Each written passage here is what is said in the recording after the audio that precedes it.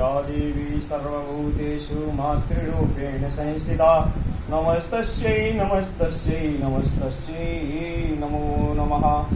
माँ भगवती के चरणों में प्रणाम करते हुए और इस चराचर जगत के सभी जीवों को नमन करते हुए माँ भगवती से के आशीर्वाद की मन में कामना को लेकर के आज शरद नवरात्रि का चतुर्थ दिवस है। आज माँ भगवती के चौथे स्वरूप का पूजन होता है। प्रथमं शैलपुत्री च द्वितीयं ब्रह्मचारिणी तृतीयं चंद्रघंटेति कूष्मांडेति चतुर्थकम। आज माँ भगवती कूष्मांडा का पूजन होगा। कूष्मांडा इनका नाम है। इनको संस्कृत में कोहड़े को ही कूष्मांडा कहा जाता है, कूष्मांड कहा जाता है और इनको कूष्मांड की बलि अति प्रिय है। लेकिन जिसने अपने इस अंड को, इस ब्रह्मांड को अपने उदर में रखा हो उसको भी कूष्मांड कहा जाता है। इन्हीं माँ भगवती के द्वारा एक प्रसन्न चित्त होकर के उन्होंने, उनके मन में इच्छा हुई और उन्होंने इस सृष्टि की रचना की और उनसे ही सृष्टि का प्रादुर्भाव होता है। ऐसी माँ भगवती के चरणों में प्रणाम करें और माँ कूष्मांडा की पूजा करने से मन को शांति मिलती है, कार्य की सिद्धि होती है और लक्ष्मी की प्राप्ति होती है।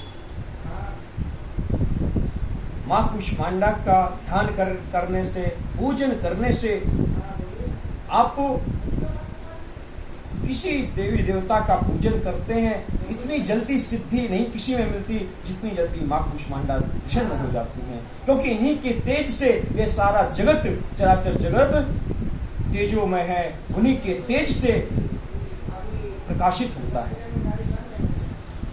और जितने भी जीव हैं, मनुष्य हैं, उनका जो तेज है वह माँ भगवती कूष्मांडा का ही स्वरूप है।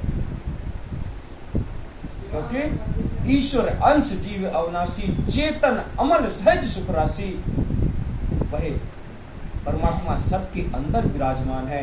यह जो तेज के रूप में सभी जीव में विराजमान है वह माँ कूष्मांडा की ही कृपा है और उन्हीं का ही अंश विराजमान है। तो हम सारे जगत को, सभी जीवों को एक परमात्मा स्वरूप मान करके उनको प्रणाम करें और चतुर्थ दिवस की पूजा में माँ भगवती कूष्मांडा का ध्यान करें।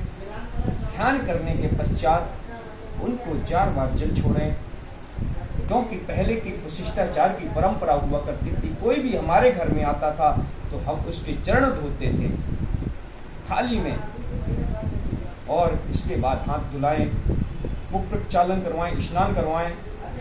इसके पश्चात माँ भगवती को पंचामृत से स्नान करवाएं। आपको मंत्र आता है तो ठीक है, नहीं आता है तो बोले पंचामृत स्नानम समर्पयामि। और समर्पयामि भी नहीं आता है, कहते हैं माँ हम आपको पंचामृत से स्नान करवा रहे हैं। पंचामृत से स्नान करवाने के बाद माँ भगवती को शुद्ध जल से स्नान करवाएं। शुद्ध जल से स्नान करवाने के पश्चात सुंदर से वस्त्र समर्पित करें। माँ कूष्मांडा का जो रंग है और उन्हें जो रंग पसंद है वो है हरा रंग। क्यों कुछ लोग कहते हैं कि माँ भगवती को हरा नहीं चढ़ता, लेकिन माँ कूष्मांडा को हरा ही पसंद है। सुंदर से हरे वस्त्र चढ़ाएं और वस्त्र चढ़ाने के पश्चात एक आचमनी जल छोड़ें, चंदन लगाएं, अक्षत चढ़ाएं, पुष्प चढ़ाएं। बस एक ही बात का ध्यान रखना है कि मन में प्रसन्नता हो, मन में खुशी हो, मन में शांति लेकर के माँ कूष्मांडा का पूजन करें। और इसके पश्चात सिंदूर चढ़ाएं। सिंदूर चढ़ाने के पश्चात धूप दीप ने देखा करके नैवेद्य समर्पित करें। माँ भगवती का किसी भी स्वरूप का अगर आप पूजन करते हैं तो उसमें घी, गुड़ और अनार का होना आवश्यक है, क्योंकि माँ भगवती को घी, गुड़ और अनार अति प्रिय है। घी गुड़ नैवेद्य में हो गया और ऋतुफल में आप अनार चढ़ाइए। इसके पश्चात उनको पान खिलाएं, पान चढ़ाएं, तांबूल चढ़ाना अति आवश्यक है। तांबूल के पश्चात दक्षिणा चढ़ाना भी अनिवार्य है। आप लोग घर में बैठ करके जिन लोगों ने कलश रखे हैं वो लोग भी अगर पंडित जी को नहीं बुला पाए कदाचित, वैसे तो आप कोई भी पूजा अगर आप पूजा का विस्तार करते हैं तो पंडित जी का होना अनिवार्य है, क्योंकि ये जो जितने भी मंत्र हैं वो किसके अधीन है? ब्राह्मणों के अधीन है और ब्राह्मण मंत्र के अधीन है।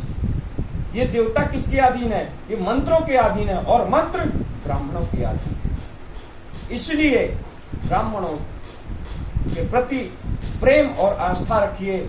जिसके मन में ब्राह्मण के प्रति द्वेष आ जाता है उसका उसी दिन से पतन प्रारंभ हो जाता है। कहते हैं, रामायण में भी कहा गया है और अन्यत्र पुराणों में भी कहा गया है कि जिसका समूल विनाश करना हो उससे कह दो कि वो ब्राह्मणों से द्वेष करना चालू कर दे, उसका समूल विनाश हो जाता है। जैसे कि राजा प्रताप भानु, उनका बहुत अच्छा साम्राज्य था, सब कुछ बहुत अच्छा चल रहा था, लेकिन उनके जो दुश्मन थे उनको लगा कि अगर ये ब्राह्मणों का इसी प्रकार सम्मान करते रहे इनके साम्राज्य को कोई खत्म नहीं कर सकता, तो उनके द्वारा ब्राह्मणों का अपमान करवाया गया और उनके श्राप से ही राजा प्रताप भानु को राक्षस बनना पड़ा। हम लोग सभी मां कुष्मांडा की पूजा करें, शांत मन से, प्रसन्न चित्त होकर के। मां कुष्मांडा सबसे जल्दी अति शीघ्र प्रसन्न होने वाली भगवती हैं, माँ है। उनके चरणों में प्रणाम करें, हाथ जोड़ करके प्रार्थना करें और 2 मिनट, 5 मिनट, 10 मिनट हाथ जोड़ करके आंख बंद करके उनका ध्यान करें, चिंतन करें और वो उनके प्रसन्नता से ही हमें हमारे क्रोध की शांति होती है, हमारा मन शांत होता है और हमें धन की प्राप्ति होती है। जय माता दी, जय माता दी, जय माता दी।